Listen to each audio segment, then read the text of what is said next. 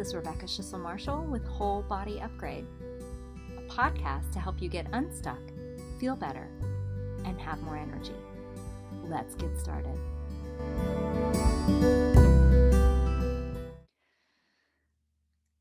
I want to begin by welcoming in the directions of the east, the great direction of the south and west and north, the direction that is above and the direction that is below, and the direction that is within. I call in all of the helping, compassionate spirits, and I call in the elements of air, of fire, of water, and earth. I welcome in the well ancestors, those that have lived well and died well, and all of the guides that are here today, so that whatever needs to be said will be said, and what needs to be heard will be heard. And I acknowledge that I'm on the land of the Creek and the Cherokee in what is now known as Athens, Georgia. Hello, dear ones. How are you today? I am so thrilled to be with you as usual. I am just in awe of spring. It's springtime and it's magical. And every year I love watching it. I just love watching the flowers blooming and the bees busily buzzing around, and the trees are all green again. It's like they're just filling out and filling everything up. And it fills my heart with so much joy to watch nature waking up. And that waking up is what I want to talk to you about today. I did some serious waking up on my own when I had health diagnoses years ago. It started with so many different little pieces that finally culminated in a diagnosis. And I wanted to share with you part of my journey of wellness, and particularly around my own work with polycystic ovarian syndrome, which is the diagnosis I received years ago. It's called PCOS, and I'll refer to it throughout this podcast about it.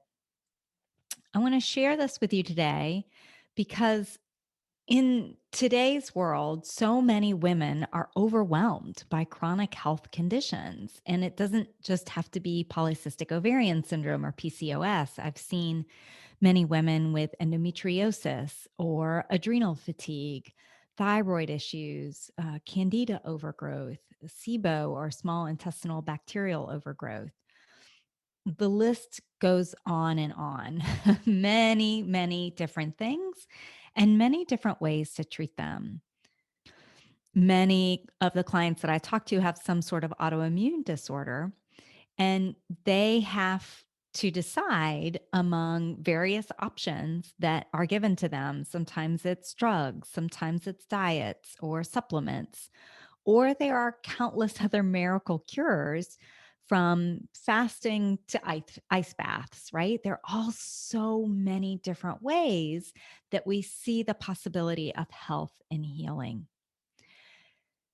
The issue is that this can be just as exhausting as trying to wade through all of these possibilities as the health problems themselves.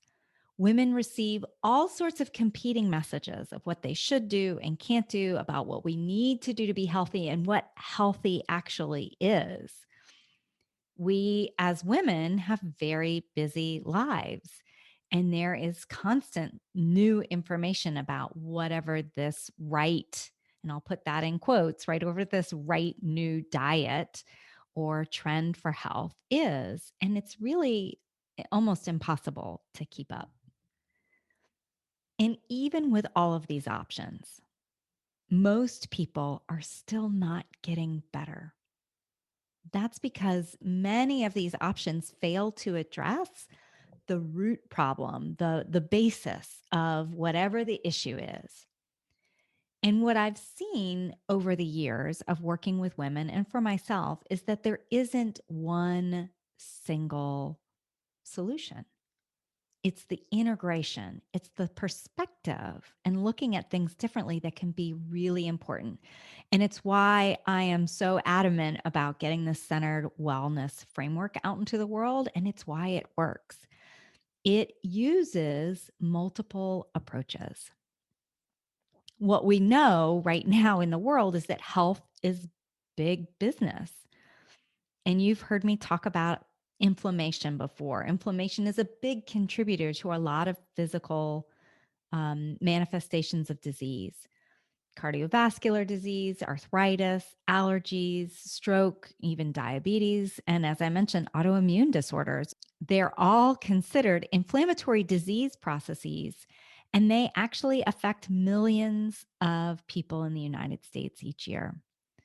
The current estimates are that 23 to 50 million Americans suffer with an autoimmune disease, and that number is rising. And I know what it's like from my own experience to be tired, frazzled, searching for answers. For years, I struggled with a whole long list of symptoms.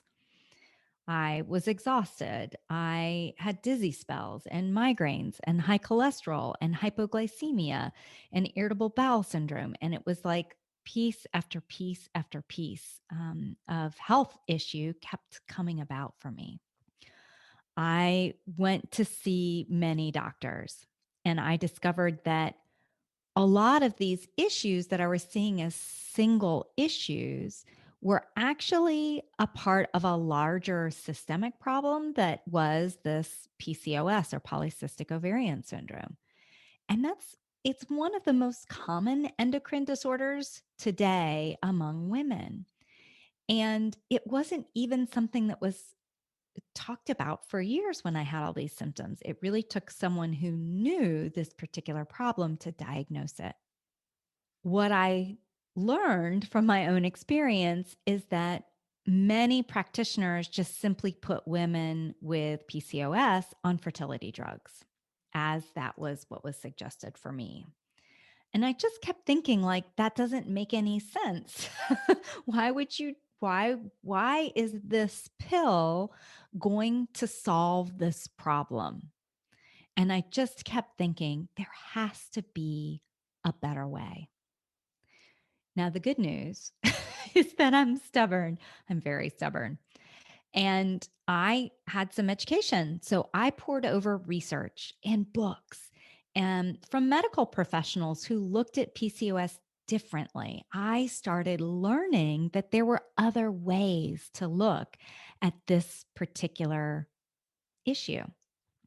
Many of these different professionals suggested changing the what I was eating, changing the food I was eating, the diet. That could actually shift some of the problem as well as some of the symptoms that I was having. And that, along with lifestyle change, is what they often recommended. I had gone to see a specialist, particularly in a major city close to me. And that specialist was really hesitant to let me try anything other than what she knew and what she practiced with her clients. So she finally broke down and was like, fine, fine, you can try nutritional changes.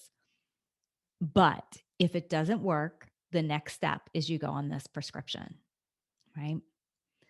So I went away determined. I was determined to show this doctor that all of this research that I had done, all of this knowledge that I had gathered was going to actually do something. So several weeks later, um, I learned what to do. I started eating more whole foods.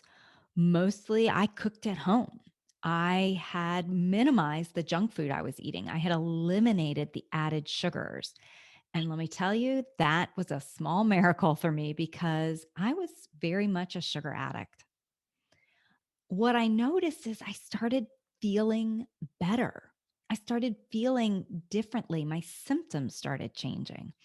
I had more energy. There were fewer symptoms.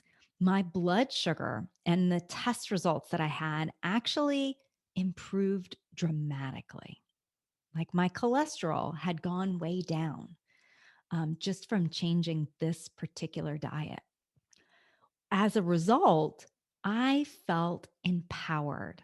I felt empowered that I could do things differently and see amazing results. No one was talking about how blood sugar affected hormones at the doctor's offices that I was going to. So when I had not only just eating plant-based whole food diets, but actually balancing my blood sugar with the way I was combining foods and the type of plant-based foods I was eating, it really made a difference in my life. When I returned to the doctor, she was so surprised by my results.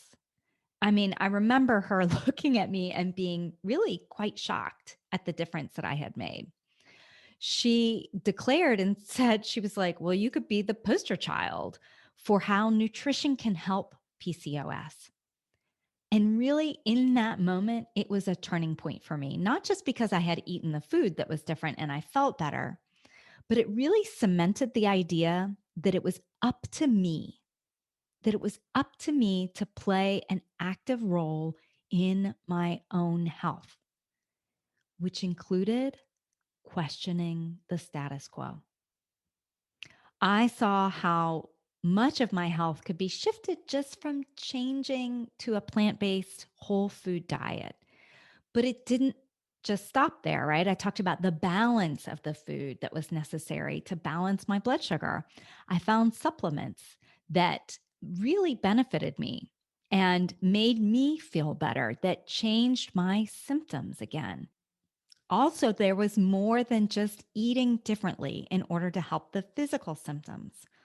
There were other aspects of what I was doing that were contributing to the physical challenges I was having. I realized that lifestyle was a big part of it. I was a high achieving, stressed out young woman. I was in my 20s, and my emotions and my thoughts were influencing my health and how I felt on a day to day basis. I found out that doing these things could shift and reverse my PCOS. Over the years, I began training to heal myself more extensively, to do more. Before even I had changed my food, I had done work in counseling. I had done this nutrition work. I had read self help books. I was really a sponge to reading and applying all of this information to my own life. Over the years, I went to many amazing practitioners. I went to chiropractors and yogis and acupuncturists and rolfers and massage therapists and physical therapists and naturopaths and life coaches, Reiki masters, shamans, and anyone else I could find. Often they would help me with one or two or maybe even three issues, yet none of them fully solved my problems. So I would keep seeking more answers and pulling together information from many of the different treatments. I was just noticing what happened and what helped with each component, with each thing that I tried, and what didn't help. I even started attending silent yoga and mindfulness retreats to help with my stress and to really start to rewire my nervous system. I learned applied yogic principles on my own to my own life. I studied with Buddhist monks. I learned mindfulness based stress reduction with John Kabat Zinn and Saki Santorelli. I kept using all of this work for me, and I began to share it with others because I was so amazed at the difference it was making in my own life. I really wanted to share it. So I started offering individual and group sessions through a hospital. There was a hospital program at the time called the Mind Body Institute, and eventually through my own practice that is now centered living. I learned over the years also about energy and how the power of energy, how it can clear an individual and how you can bring back energy to a person. In today's society, we don't really have this practice anymore. We've lost it. And I believe that we really suffer as a result of it. What I saw again and again was that if I wasn't taking care of all parts of myself, I couldn't truly be well. I worked with many amazing people over the years. And what I found was that I kept wishing that they had another piece of the healing puzzle, right? That they could work together, that they knew more than just the one area. Many of these practitioners had been trained in one or maybe two modalities, but they couldn't really see how they all went together and how all of these different pieces were affecting each other. I wanted all the people on my healing team to talk to each other and have direct conversations about the healing process. And I just kept trying things, hoping that something was going to work. I hoped that a framework existed where all of these things could be pulled together. And yet that framework didn't seem to exist. So I created it for myself. Over the years, there were other challenges I went through, from car accidents to dealing with my own children's issues. And what we found out later was subsequent food allergies. And when these challenges came up in my life, I applied the same process that I used for myself. I used the same framework again, this holistic picture, the centered wellness framework of who we are and what we need has always been a beneficial approach for me, for my family, and for my clients. And that's what I want you to know, that there are different ways of looking at health and wellness available. When you see that there are different perspectives, different possibilities, sometimes it can be a waking up to what is possible, and that there are options for you that you may have never known existed, that you don't have to feel the way you do. There's hope. And in this process, it becomes a possibility to empower yourself. It gives you the opportunity to find what works for you. Maybe you want to follow the traditional medicine path, the traditional medical path here, and that's totally fine if you know that's what you want. I knew for me, I didn't want that, and I was so relieved to have other options. And I was so relieved to find out that when a doctor said, "I'm sorry, you'll just have to live with it," I could turn to something else and say, "Actually, there are other possibilities." Okay, dear ones, that's just a part of my journey. And I hope that it's helpful for you as you look at your own health issues and challenges. As always, if you need support, reach out to me. My Vibrant Health program supports people in exactly this type of work. Okay, dear ones, I'll talk to you next time. Take good care of yourselves. Thanks for joining me on this episode of Whole Body Upgrade. If you'd like to learn more about working with me, you can visit me on Facebook or Instagram, or on my website, Centered You, that's centeredyou.com. See you on the next episode of Whole Body Upgrade.